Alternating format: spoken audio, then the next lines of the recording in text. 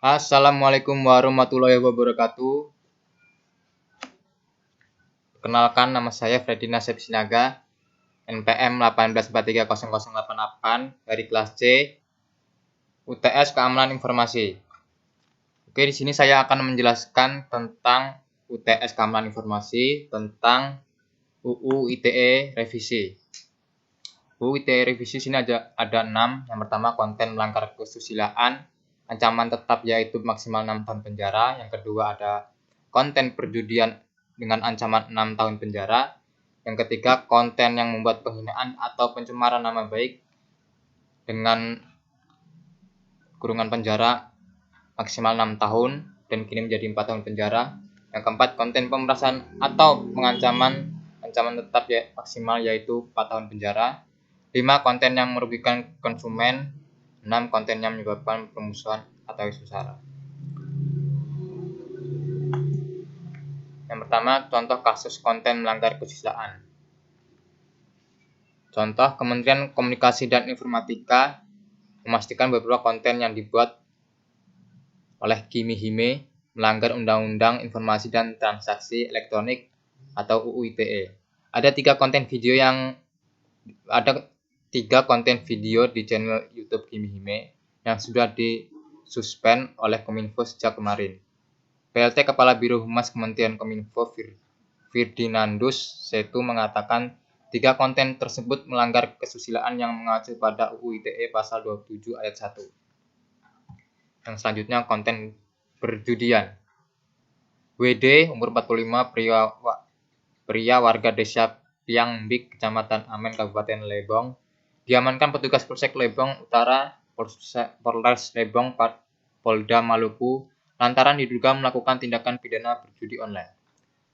Penyidik menerapkan pasal 303 ayat 1, kedua KUHP dan juga akan dikenakan pasal 45 ayat 2 atau pasal 27 ayat 2 Undang-Undang Republik Indonesia Nomor 19 Tahun 2016 tentang perubahan atas UU RI Nomor 11 Tahun 2008 tentang Informasi Teknologi dan Elektronik ITE karena pelaku diduga melakukan tindak pidana dengan sengaja dan tanpa hak mendistribusikan dan atau membuat dapat diakses informasi elektronik dan atau dokumen elektronik yang memiliki muatan perjudian dan atau dengan sengaja menawarkan atau memberikan kesempatan kepada khalayak umum untuk bermain judi.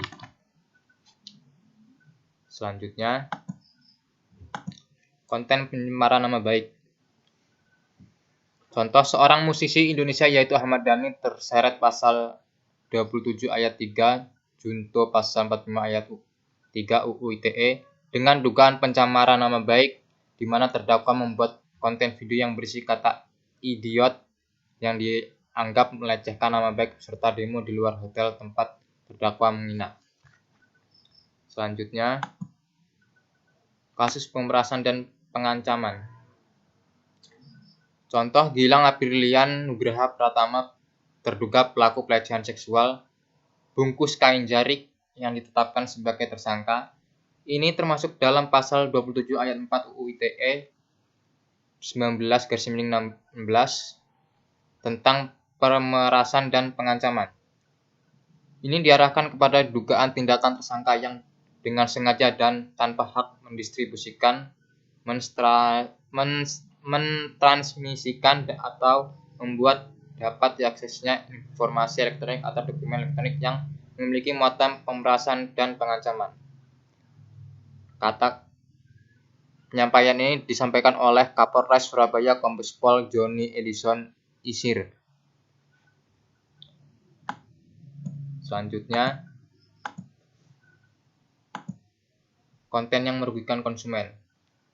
Contoh, bos PT Josuka Arkar Abiyasa Fitzuno dilaporkan ke Polda Metro Jaya oleh sejumlah nasabahnya terkait dugaan penipuan. Laporan tersebut saat ini masih diselidiki polisi. Diwakili oleh advokat pendamping korban Josuka, Rinto Wardana, Arkar dilaporkan ke kepolisian atas dugaan pidana penipuan yang dilakukan ke konsumen. Rinto menyebutkan pihaknya juga melaporkan dengan pasal 28 ayat 1 UU ITE nomor 11 tahun 2018 tentang berita bohong dan merugikan konsumen dalam transaksi elektronik. Selanjutnya, konten isu SARA. Penyidik Direktorat Kriminal Khusus Polda Metro Jaya telah menetapkan jurnalis senior yang juga aktivis Dandi Laksono sebagai tersangka ujaran kebencian terkait tweetannya di media sosial Twitter. Kuasa hukum Dandi Al-Ghifari Aksa mempertanyakan unsur SARA yang disangkakan polisi. Pasal yang dikenakan adalah ujaran kebencian terhadap individu dan kelompok berdasarkan SARA, suku, agama, ras, dan antar golongan sesuai pasal 45 ayat 2 UU ITE, junto pasal 28 ayat 2 UU ITE. Kata Al-Ghifari diusai pemeriksaan di Polda Metro Jaya.